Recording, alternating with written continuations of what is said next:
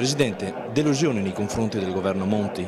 Ma guardi, viviamo un momento di tensione palpabile, abbiamo bisogno di trovare una strada che ci porti fuori da una situazione davvero complicata e difficile. Ci vogliono manovre di rigore molto importanti che sono state applicate, oggi si applichino anche indirizzi di sviluppo e di crescita.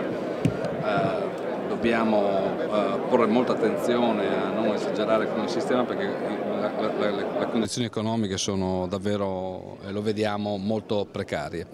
Quindi c'è la voglia di cooperare da parte nostra, oggi dobbiamo sicuramente non pensare ad ulteriori imposizioni.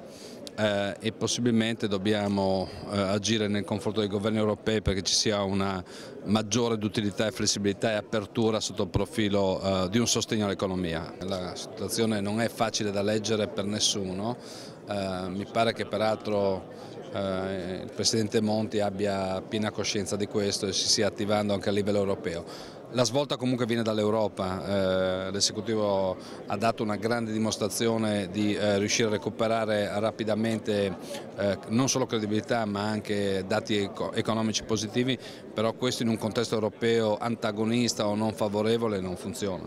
Il clima dell'Assemblea oggi è diverso.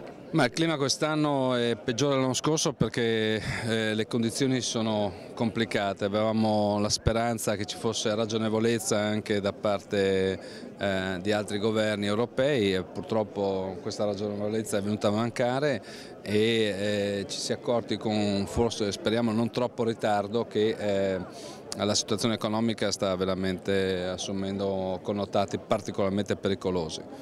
L'augurio è che ci sia una rapida inversione, una presa di coscienza che è necessario intervenire sul lato dei consumi. Le imprese se ne vanno dall'Italia o addirittura muoiono? Guarda, io comunque sono stato ottimista perché parlavo di imprese che se ne andavano, devo dire che purtroppo i dati di questi giorni ci hanno dimostrato che ci sono molte imprese che muoiono e questa è la situazione ancora più diciamo, deludente e anche più decettiva.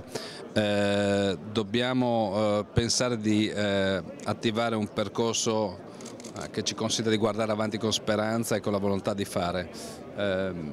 Il cavallo economico è stato caricato di troppi pesi e rischia di non reggere più.